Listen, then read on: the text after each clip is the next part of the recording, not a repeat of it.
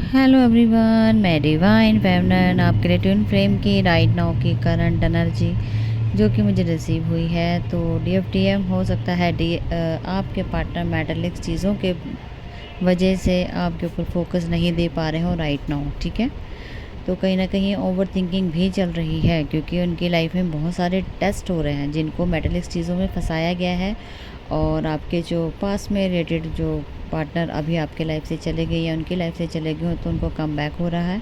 ये एक divine test है क्योंकि आपने अगर इनर वर्क किया है और आपका सारा जो फोकस अपने पार्टनर के लिए आपने डेडिकेट कर दिया है कि नहीं, मेरा जो भी डीएम है यही है और अब चाहे कितने भी कोई कोशिश कर ले तो हमारे बॉन्ड को कोई तोड़ नहीं सकता। अगर इस तरीके का इनर वर्क आपका और आपके इंटरनली जो आपकी सोल कनेक्शन आपने अगर अपने पार्टनर के साथ फील किया हो तो ये टेस्ट आप पार कर जाओगे, ईजिली पार कर जाओगे। लेकिन हाँ, अगर आपका कर्मा 3D वर्ड से कनेक्टेड अभी भी पेंडिंग है तो वो भी कर्मा आपको पे आउट करना पड़ेगा।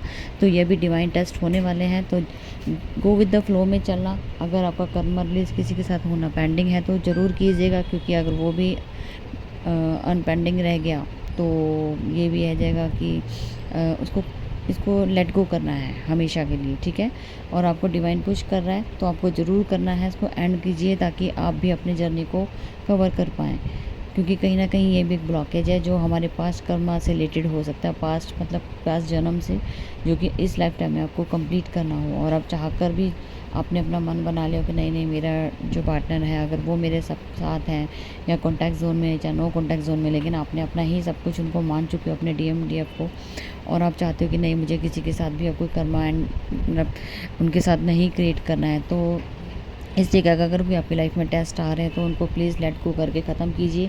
कहीं ना कहीं ये चीज़ें ज़रूरी है कि आप उनको लेट गो करें, मतलब कि फेस करके लेट गो करना है, ये मेरा मतलब है। तो डरिएगा मत, डिवाइन को सरेंडर कीजिए और आगे बढ़िए ताकि आपका कर्मा रिलीज़ हो, तभी आपकी ब्लॉकेज रिमूव होगी।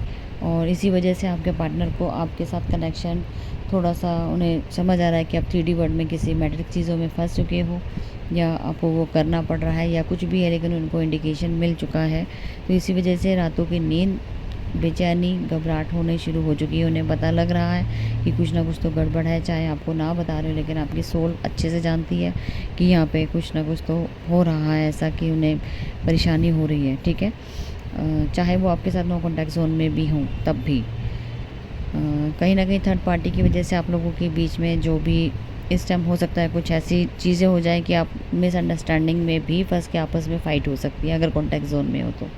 इस चीज़ का अलर्ट रखिएगा, लेकिन आपको डिवाइन को सरेंडर करना है। अगर कुछ ऐसी सिचुएशन जो आपसे ना हैंडल हो रही हो तो डिवाइन को सरेंडर करना है, क्योंकि यहाँ पे थर्ड पार्टी अपना रोल प्ले करेगी क्योंकि उनका काम है अपना कर्मा एंड आपके साथ करना और बीच में ब्लॉकेज क्रिएट करके, क्योंकि ब्लॉकेज रिमूव करवानी है तो आपके साथ वो कर्मा एंड भी करवाना है, तो वो भी कार्मिक का ही काम है। तो डिवाइन ज़रूर पुश करेंगे आपका कर्मा एंड करने में और आपकी हेल्प भी करेंगे। ठीक है, लेकिन आपको गो विद द फ्लो में चलना है, सरेंडर करके डिवाइन को।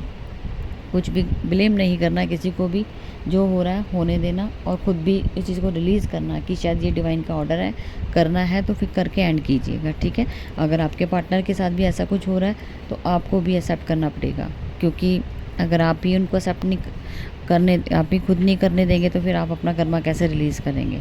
ठीक है, तो ये आपकी शायद यूनियन की तैयारी है जिसमें कोई कर्मा बैगेज अभी बाकी होगा, वो पेंडिंग काम कंप्लीट होने वाला है, इसलिए आपको ये कर्मा रिलीज़ करना बाकी है। टेस्ट हो रहे हैं तो आपकी लाइफ टाइम में जो आपको छोड़ चुके थे वो कम बैक हो रहे हैं।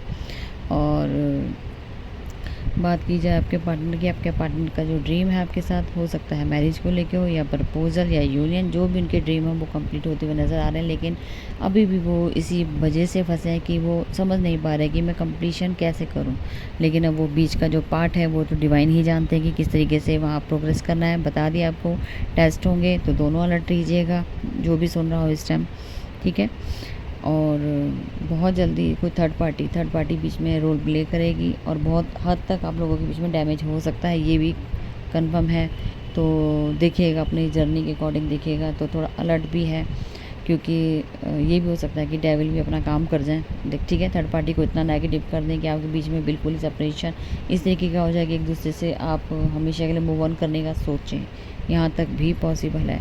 लेकिन खुद को बैलेंस करना और खुद को आगे की तरफ देखना, पर्पस की तरफ सोचना, ये भी अगर आपका इनर वर्क अच्छा है तो आप यहाँ तक भी पहुँचेंगे।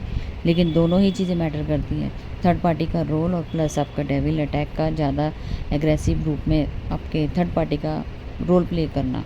तो बड़ी सारी चीज़ें हैं यहाँ पे आज आपको सोचने वाली है। अगर ऐसा कुछ होता है तो लेट गो करके सरेंडर करना है और आगे बढ़ते रहना है, डरना नहीं है। अगर डरोगे तो आपका काम डिले हो जाएगा। जर्नी को अगर बीच में से ब्लॉकेज है तो रिमूव होने दें और खुद भी करें।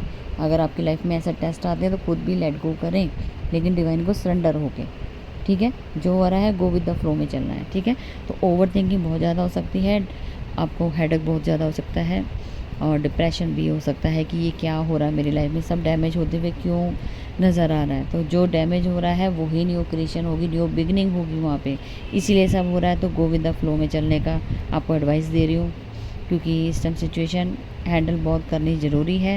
यहाँ पे मिसगाइड भी किया जाएगा, मिस यूज़ भी हो सकता है आपका। तो हर तरीके से आपको डिवाइन को सरेंडर कर देना है, ठीक है जी। तो फिलहाल की थी अपडेट, मैं फिर मिलती हूँ न्यू अपडेट के साथ। Thank you.